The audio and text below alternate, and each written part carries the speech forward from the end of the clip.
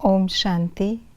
संगम युग पर शिव बाबा हमें कर्मातीत अवस्था को प्राप्त करने के लिए ऐसी पढ़ाई पढ़ाते हैं जिसे पढ़कर हम औरों को रास्ता दिखाने के भी निमित्त बन जाते।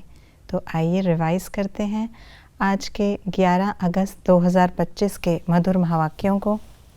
पाप कर्मों से बचने के लिए कौन सा मंत्र याद रखना है? Hear no evil, see no evil. पाप कर्मों से बचने के लिए कौन सा गुण धारण करना है? पवित्रता का। नंबर 1 गुण कौन सा है? पवित्रता। हमें किस बात की खुशी होनी चाहिए? हम सब आत्माओं का बाप पतित पावन है, वह बाप हमको स्वर्ग का मालिक बना रहे हैं। नरकवासी से स्वर्गवासी बनने का सहज रास्ता क्या है? याद करना, अपनी जांच रखना, दैवी गुण धारण करना। बाप के दिए कौन से दृष्टांत भक्ति में रिपीट होते हैं? सर्प का, भ्रमरी का, कछुए का। हमारी मुख्य रूहानी सर्विस क्या है? पतितों को पावन बनने का रास्ता बताना। हमें सदा क्या याद रहना चाहिए? सतयुग में एक ही धर्म होगा, सब आत्माओं को पवित्र होकर जाना है। अभी हम 84 का चक्र पूरा कर वापस घर जाएंगे। हम आत्माओं का बाप परमपिता परमात्मा है, परम टीचर भी है। पवित्र दुनिया अब स्थापन हो रही है, बाकी सब स्वीट होम में चले जाएंगे। वर्ल्ड वॉर लगने से पहले क्या करना है? पढ़ाई से कर्मातीत अवस्था को प्राप्त करना। बाप ने कौन सी स्मृति दिलाई है? हम आदि सनातन देवी देवता धर्म के थे, चक्कर खाकर आए, अब फिर हमें वही बनना है। स्वदर्शन चक्र फिराने से क्या फायदे होते? पाप मिट जाते, विकर्म विनाश होते, रावण पर जीत पा लेते, आसुरीपना खत्म हो जाता। सारा दिन क्या सिमरन करते रहने से हमारा कल्याण हो जाएगा? हम देवी देवता बन रहे हैं। आत्मा के पवित्र बनने से क्या होता है? अपवित्र शरीर को छोड़ना पड़ता। बाप की याद के साथ साथ घर की याद क्यों चाहिए? क्योंकि अब वापस घर जाना है। हमें किसकी याद में रहना है? घर की, बाप की, 84 के चक्र की।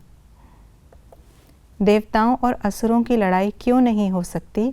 क्योंकि असुर हैं कलयुग में और देवताएं हैं सतयुग में। हम किसको सिमरन करते हैं और किसको नहीं? शिव बाबा को सिमरन करते हैं, ब्रह्मा को नहीं। ब्रह्मा को कब पूजते हैं? जब वे सूक्ष्म वतन में संपूर्ण अव्यक्त मूर्त हैं। हमारे मंदिर क्यों बने हुए हैं? क्योंकि हमारा नाम बाला है।